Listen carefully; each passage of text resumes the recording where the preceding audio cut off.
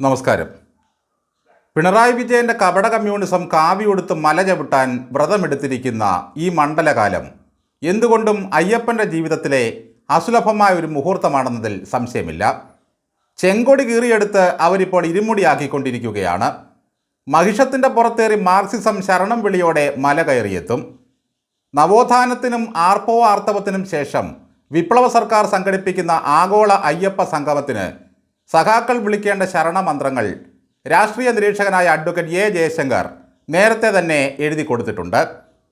കേരള മുഖ്യനേ ശരണമയ്യപ്പ, cliff house വാസനേ ശരണമയ്യപ്പ, മാസപ്പടി വീരനേ ശരണമയ്യപ്പ, വീണാതാതനേ ശരണമയ്യപ്പ, കേരയിൽ ദായകനേ ശരണമയ്യപ്പ, കരിമണൽ കർത്താവേ ശരണമയ്യപ്പ, വാസവസേവിതനേ ശരണമയ്യപ്പ, അലിമുതലാളിദാസനേ ശരണമയ്യപ്പ, ഗോവിന്ദ പരിചീതനേ ശരണമയ്യപ്പ, മാർക്സിസ്റ്റ് പാർട്ടിയേ ശരണമയ്യപ്പ, AKG സെൻ്ററേ ശരണമയ്യപ്പ. ഈ അവസരത്തിൽ മറ്റൊരിടത്തിരുന്ന് ഒരു ഭക്തൻ ഗോവിന്ദൻ മാഷിൻ്റെ അണ്ണാക്കിൽ അപ്പാച്ചിമേട്ടിലേക്കുള്ള ഉണ്ടയും പിണറായി വിജയൻ്റെ മുതുകത്തെ ശരംകുത്തിയിലെ ശരങ്ങളും തറയ്ക്കുന്നത് കൂടി നമുക്ക് കേൾക്കാം. 1001 തേങ്ങ എങ്ങനെയാണ് ഈ പാർട്ടിയുടെ നെഞ്ചത്ത് ഇടതടവില്ലാതെ അടിക്കുന്നത് എന്ന് ഒരു പരമഭക്തനും BJP നേതാവുമായ ഉല്ലാസ് ബാബു ആണ് നമുക്ക് കാണിച്ചു തരുന്നത്. നിങ്ങൾ യുവതി പ്രവേശനം നടത്തിയപ്പോ വിശ്വാസികൾക്കില്ലാത്ത താല്പര്യം കാണിച്ച് എന്തിന്റെ അടിസ്ഥാനത്തിലാണ് ബിന്ദു അമ്മിണിമാരെ നിങ്ങൾ കയറ്റി കൊണ്ടുപോയത്? എന്തിന്റെ അടിസ്ഥാനത്തിലാണ് രഹ്മ ഫാത്തിമക്കാരെ നിങ്ങൾ കടത്തിക്കൊണ്ടുപോയത്? ആരെയാ നിങ്ങൾ അയ്യപ്പ സംഗമത്തിൽ വിളിക്കാൻ പോകുന്നത്? അയ്യപ്പനെ കല്യാണം കഴിപ്പിച്ചു കൊടുത്ത സ്വരാജനെയാണോ? കടിക്കാവെള്ളം കുടിപ്പിച്ച സീമയെയാണോ? അതോ അടിവസ്ത്രമിട്ടിട്ടില്ലെന്ന് പറഞ്ഞ ബ്രാഹ്മണരെ കളിയാക്കാൻ വേണ്ടി എടുത്ത തിരുമേനിമാരെ കളിയാക്കിയ സുധാകരനെയാണോ? അതോ പെണ്ണുങ്ങളെ കാണാനാണ് അമ്പലം തുറന്നിരിക്കുന്നെന്ന് പറഞ്ഞ ശ്രീമതിയെയാണോ? ആരെയാണ് സാർ നിങ്ങൾ അയ്യപ്പ സംഗമത്തിൽ നിങ്ങൾ ഉദ്ദേശിക്കുന്നത് വിളിക്കാൻ? അയ്യപ്പ ഭക്തന്മാരെ തല്ലിച്ചതച്ച് 2200ഓളം കേസെടുത്ത് 4000 ചില്ലറ ആളുകളെ അറസ്റ്റ് ചെയ്ത് ഈ തെരുവീതികളിൽ മുഴുവൻ അമ്മമാർ ഭക്തജനങ്ങൾ പ്രാർത്ഥനായോഗങ്ങൾ നടത്തിയതിന്, വചന പാടിയതിന് അവർക്ക് നേരെ ലാത്തി വീശി അവരെ ജയിലിലേക്ക് കൊണ്ടുപോയി അവർക്ക് നേരെ കേസെടുത്ത അതേ സർക്കാരിന്റെ പ്രതിനിധി പറയുന്നു അയ്യപ്പ സംഗമം നടത്തുന്നതിൽ വിരോധം BJPക്കാണെന്ന്.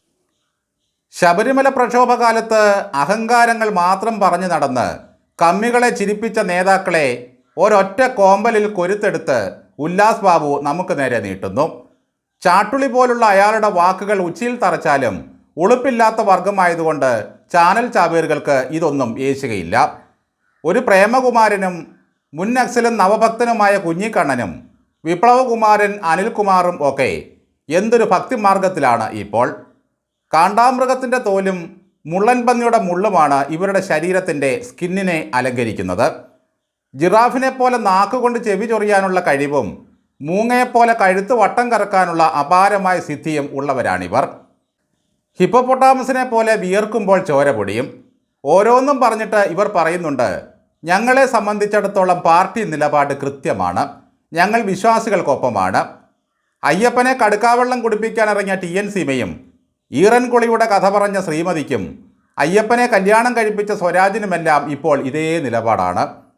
പിണറായി വിജയൻ കഫിയ അണിഞ്ഞാൽ അതാണ് അവരുടെ നിലപാട്. പിണറായി ശരണപാതയിലെത്തിയാൽ അതാണ് അവരുടെ നിലപാട്. പിണറായി ഈദി അമീനായാൽ അതാണ് ഞങ്ങളുടെ സഖാവ്.